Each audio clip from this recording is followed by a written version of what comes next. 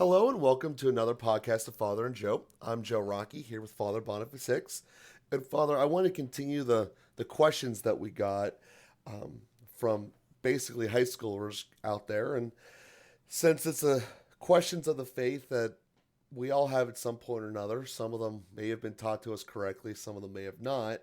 But to go through the importance of these are real questions affecting us in everyday life is A, part of what we're trying to accomplish in this cast, but B, just a good idea to follow up with stuff we may not have followed in. So, to go with the next question here, it kind of leads off of what you were explaining in the last episode when you were talking about how the church has contributed to science. And one of the direct examples you gave were about how the church has discovered genetics, and that we were some of the first people who do there. So the question we have here is, how does the church feel about evolution? Yeah, that's a kind of classic question. And I'm always inclined to be a little bit provocative when I talk about this because the dogma of evolution is so unconditionally and unquestioningly accepted by everyone that I like to poke at it a little bit and remind everybody that, evolution is a theory. And you can talk to any scientist and he can validate that. Evolution is a theory, it's not dogma. So lest we approach it from that perspective, I like to push back and say, prove evolution to me.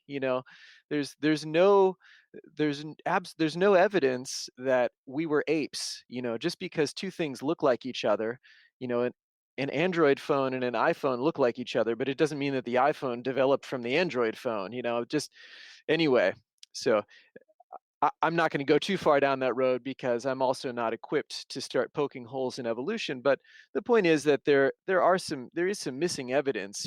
We don't actually have certain records of ancient things, and we've never seen the kind of macro evolution take place that's claimed. And anyway, it's a theory. So lest uh, lest we dogmatize it up front and then judge the church based on how much she gets behind evolution, I think that's a false approach. But having said that, the we can accept a theory of evolution that's very much coherent with Catholic theology, namely that God is still the architect of evolution, if there is evolution. Uh, so, how did these random mutations take place? Couldn't they be divinely guided mutations? And in fact, couldn't God have designed things to begin with so that they would mutate and develop in the ways that, in fact, they have mutated and developed? We have to remember that randomness and random mutation is only random from our perspective. Nothing is random from God's perspective. He sees the whole picture at the same time. He's outside of time and he's designed everything. So there's no reason. And there are a number of Catholic theologians, there are lots of Catholic scientists, there's lots of harmony between Catholic teaching and evolution.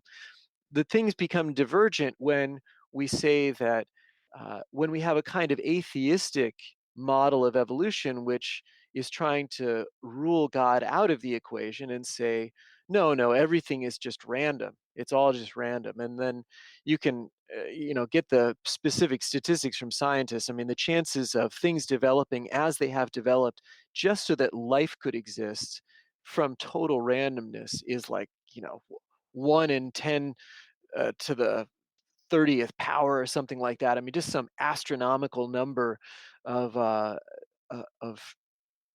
improbability that things would just randomly develop the way that they have. Scientists will sometimes, or people will sometimes say, this is the kind of big number randomness that tends to drive evolutionary thinking is like, oh, well, if you put a monkey at a keyboard for long enough, eventually it'll come up with Shakespeare. Like, no, it won't. I mean, you don't just get Shakespeare from random combinations of letters. That doesn't happen. So the idea that if you just give it enough time, that randomness will generate, anything beautiful, it's not real. So the idea that you can kind of rule out any sort of design, any sort of meaning, that there's some ordering of the chaos, is a little bit irrational. And I think, I don't know a lot of evolutionary scientists. To be honest, the one grad student that I had spoken with who worked in biology and did some of the data collection for evolution talked about how irresponsibly the professor she worked for would throw out data that didn't fit the model, which is, the worst sin of science. But her claim was that a lot of evolutionary science does that. I can't validate that, but she had real evidence for that. Anyway, the point being, there's certainly evolutionary scientists who recognize randomness doesn't, you can't just give things a large amount of time and claim randomness and claim that anything can come out of that. No, uh, an ape put in front of a keyboard will keep breaking the keyboard and keep punching in nonsense infinitely. There's not going to be a sort of progression towards something ordered in that, because there isn't an ordering principle in a chimpanzee or in an ape that's going to lead to Shakespeare. There's an ordering principle in human beings that leads to things that are beautiful and meaningful and truthful and good. So there's some philosophical problems that people encounter when they sort of blindly use evolution to justify a lot of things. And I'm not saying evolutionary scientists do that. I mean, they are using certain models and generating certain theories and finding some evidence for that in various aspects of the fossil record, and they're finding some developments for that in terms of human DNA and the way that things reproduce. And in fact, you can get some macroevolution through just adjusting some parts of DNA and things like that. So I'm certainly not trying to undermine or making any radical claims about evolution being wrong either. Although, as I say, it's a theory, it's not a sort of proven, irrefutably proven dogma that we are required to believe, or we're not adequately human or something like that. It's kind of the way that it's presented, and it's not helpful, I don't think, um, to adequate thinking. But anyway, just to come back to the point, there's nothing specifically contrary to a properly theistic understanding of evolution, that God is still involved in the process, and actively involved in the process. And that's all that we teach in the faith, is that God has created everything out of nothing, first of all, that evolution has to have a starting point. And certainly God has brought about the starting point, but God has also brought about the constant loving attention that's guided everything in creation, and then in the development of creation and the unfolding of creation throughout the last, you know, whether you're a young Earth creationist, 6,000 years, or 6 billion years, or whatever the latest theories are about the age of the universe. In some sense, it doesn't matter to Catholic theology. Again, just as long as we acknowledge that God is a loving part of the process, and He's bringing order out of chaos, and He's doing that in a specific way that is ordered toward, some has some beginning and has some ending, and human beings are the crown of that creation, because we're made in His own image and likeness, and we're made to be like God. And then, we also participate in that process of the unfolding of creation. And Pope Francis certainly made that point very strongly, as did Pope Benedict and Pope John Paul before him. But Pope Francis, actually, with an encyclical on the social impact of caring for our common home. And so, primarily a social teaching, and a teaching about, uh, yeah, human society and ethics, but also recognizing that the way that we care for creation, the way that we care for our common home, matters. And so we participate in an ongoing way in what species are going extinct, and maybe caring for species that are emerging in some way, as there are some small evolutionary developments that take place even within the context of our lifetimes. So, yeah, I think all of that is an acknowledgement of the truth that we can certainly embrace in some evolutionary theories. And we let scientists unfold those facts. They're using the scientific method in a fruitful way that we don't have to judge. We can just let the method speak for itself. But it's good to acknowledge its limits also. And part of what you just said there that resonated with me is something we've discussed a little bit before is the humility element. To think that we're the ones who are supposed to be able to figure everything out and wrong is a lack of humility in its purest sense. Um, there's many times in there in the Bible where it says, don't compare yourself to God. You are not God, and that's obviously part of what makes Christ so important and why there's an entire faith built around him is that he was God here on earth. So the next question actually goes around that topic there, which is how do we know Jesus was real? So that's the next question from that we have posed to us here today. Yeah, how do we know Jesus is real? Well, there are a couple of dimensions depending on how the young person intended that question. I mean, how do you know that Caesar was real? Well, there's a certain historical science that says this person existed. In fact, we have much more documentation that Jesus was real than that Caesar was real. So, if we believe that Caesar was real, or Cicero was real, or a variety of other ancient figures, then we should believe that Jesus was real. Now, the probably the question that was intended is how do we know that Jesus is God, which you were just referencing, and that's ultimately a question of faith. So that's something that requires an act of trust. There are a whole realm of truths that are accessible to our unaided reason. So we have certain methods like science or like historical sciences. We have methods of documentation and acknowledgement. I mean, how do you can move into a whole philosophical category and say, how do you know that I'm real? I mean, you know, it's there's a whole dimension of how we know anything that this is building on. But presuming that we're not going to push into those directions and we'll acknowledge that what our senses tell us and what other people have recorded for us is real. Okay, there's a certain amount of realness that we can acknowledge with unaided reason. It sort of requires more skepticism to believe it's not real than to believe it is real. And the fact that Jesus was an historical person, a real person, we have enough evidence for that uh, within biblical literature, but also outside of biblical literature. So that's one thing. But how do we know that Jesus was God? Well, ultimately, that's an article of faith. That's a way that we know other things. Um, there are a number of truths that require trust. We know that Jesus was God because God has revealed that to us. And he's revealed that in a supernatural way through Jesus, through the apostles, and through the church. And then we have to choose whether we're going to trust that or not. Do we trust that sort of truth, that truth of revelation?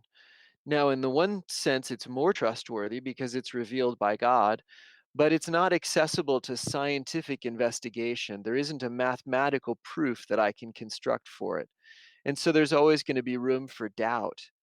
And that's built into it because God doesn't want to force that truth on us. He wants our trust, He wants our free choice. He wants our hearts and not just our minds. He doesn't want to leave it as an abstract and cold truth. He wants it to be an act of trust and an invitation to relationship. And so that's where he leaves a realm of freedom, a truth that has some room for freedom in it because that truth is inviting our love. And love always requires freedom. If it were a truth that were irrefutable, then it would force itself on us. It doesn't require any love to believe that China exists or that India exists or that Japan exists or whatever, that Germany or Italy exists. It doesn't require any love. But to believe that Jesus is God requires our love. It requires us to believe that what he told us is true. And what Jesus, the historical person, told us is that he's God. He didn't, he has some evidence for it. His death and resurrection, we can see the impact that it's had on humanity over the last 2,000 years. We can see the way that it influenced the apostles to the point of laying down their lives. We can see the evidence of miracles in the past and in the present. We can see a lot of evidence, but it doesn't force us. It always leaves room for our free choice. It leaves room for our trust because God wanted it to leave room for our love. If there's no freedom, there's no love. If there's no trust, there's no love. And ultimately, God wanted our love more than just our intellectual adherence to something that kind of forces itself on us. So that young person can rightly protest. You can't prove it to me, and I'll say you're right, and you can't disprove it to me either. And he'll say, "You're right." And so what do? Well, we have to make a choice. There's a choice that is placed before each one of us. And I can't make that choice for somebody else. The facts don't make that choice for us. We have to make that choice from our freedom and from our own hearts. That's a great answer there, obviously. Um, the next question I have lined up that goes along that lines is obviously as Catholics, um, we have a different religion than other ones, mostly with how we view the relationship with the Eucharist. So the question here along those lines are: if you're not a Catholic, can you go to heaven? Yeah, I mean, that's these are all of the kind of typical questions. It's great that the seminarian friend of ours went around and asked high school students for their typical questions, and sadly, questions that um, are not answered in maybe in their religious education. Probably they are, but maybe part of the thing is I don't know. Maybe the answers don't stick or something.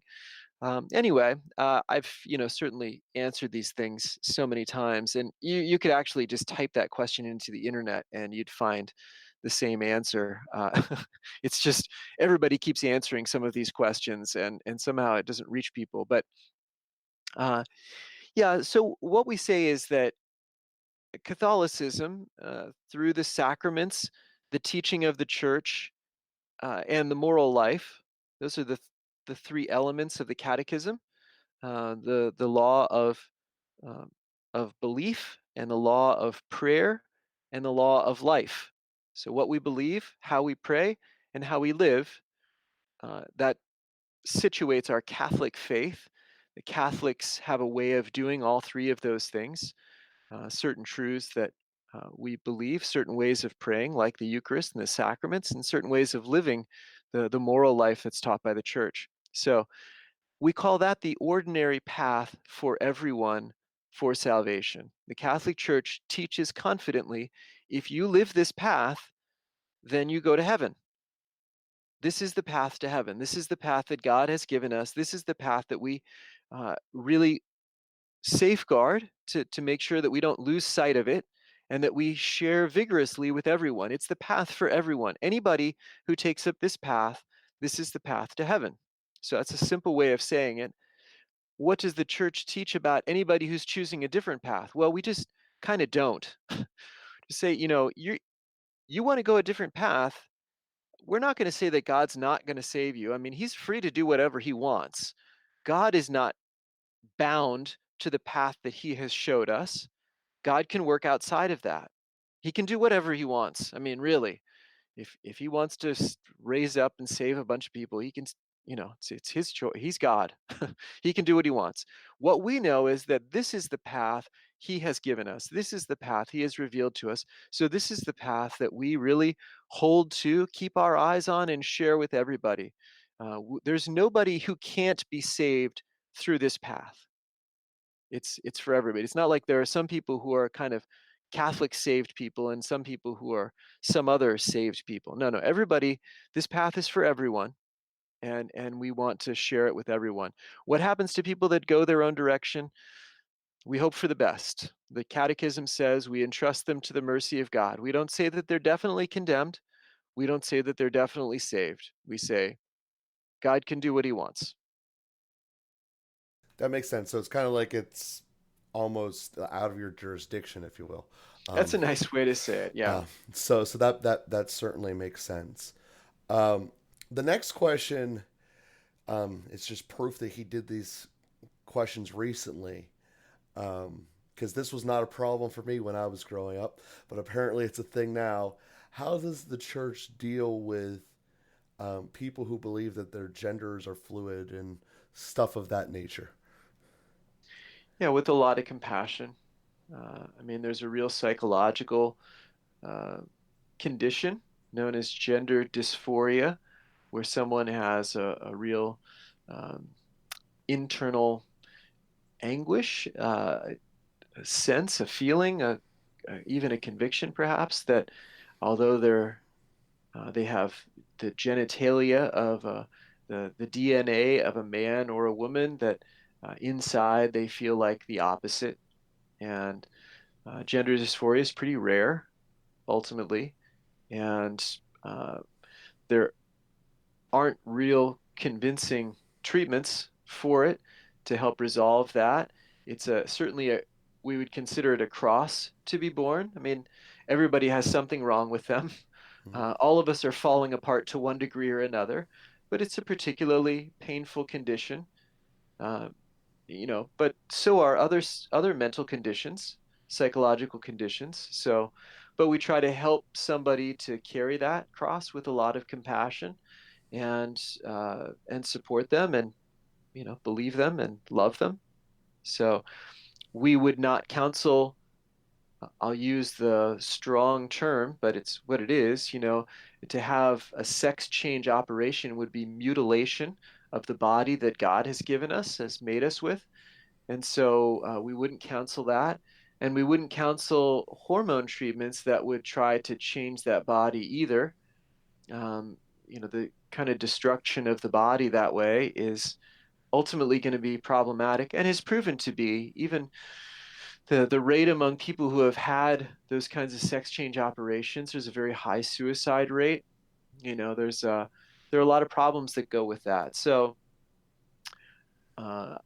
societies, I mean, I think a well-intentioned desire to support people who are suffering in a particular way has taken things in a direction that's not so helpful for the people who have gender dysphoria.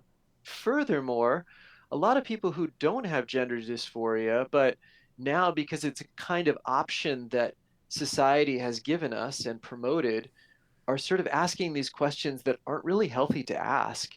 And it's creating problems, a lot of problems, really, and a lot of division and a lot of other issues. So, uh, there's a normal sexual confusion in the teenage years, when hormones are raging, when people are going through puberty and the confusion of high school and all the social dynamics that are there, in the saturation of a lot of sexually explicit stuff in our society, and then put into all of this confusion is this idea like, oh, maybe you're the opposite sex, or maybe you're attracted to this sex or that sex or this, there's a lot of confusion that's being put in there that's really doing a lot of damage, a lot of disservice to people who are, naturally confused, and there's a lot of stuff going on with.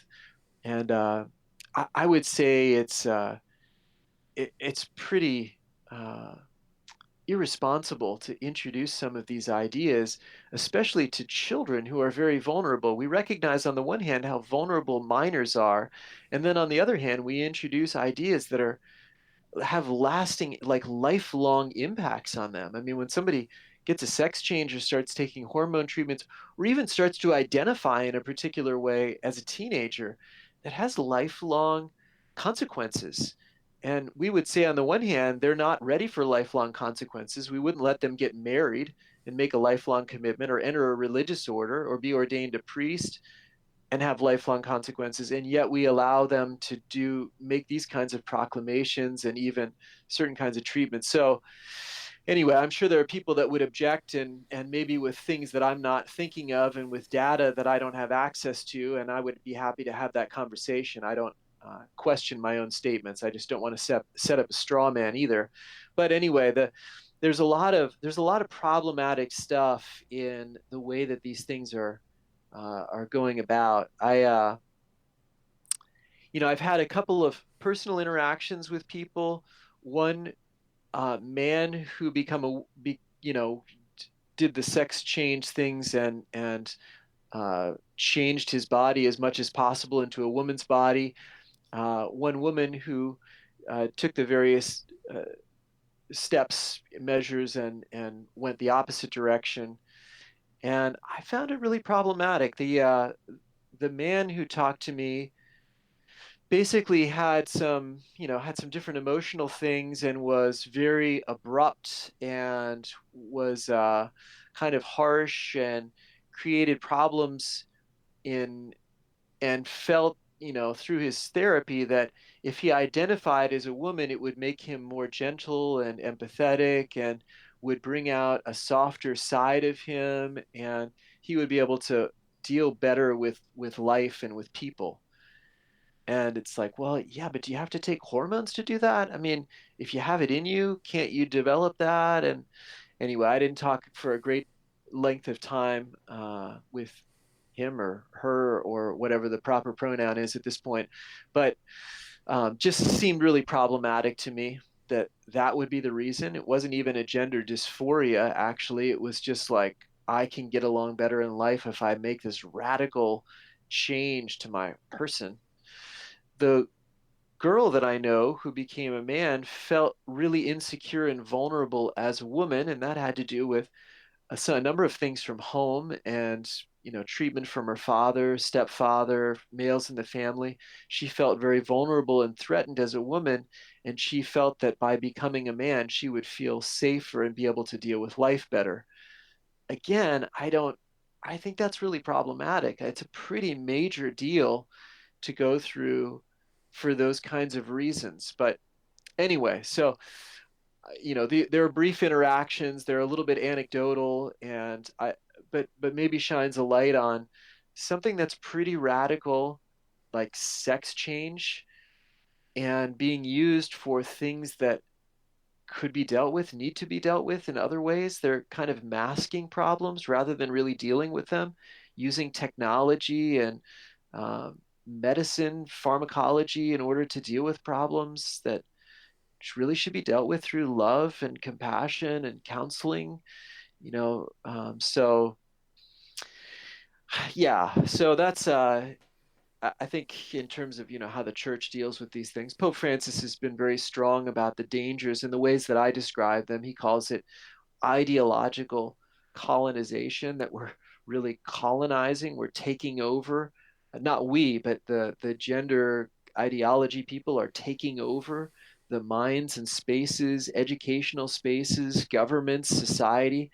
They're colonizing them with their own ideologies that I think are inherently problematic, and the church, I think, would say is inherently problematic. So some thoughts about that. Sure. We went a little bit long on today's episode here. So we'll definitely be with you again here next week. And we thank you guys all for helping us grow and spread the cast. Thank you.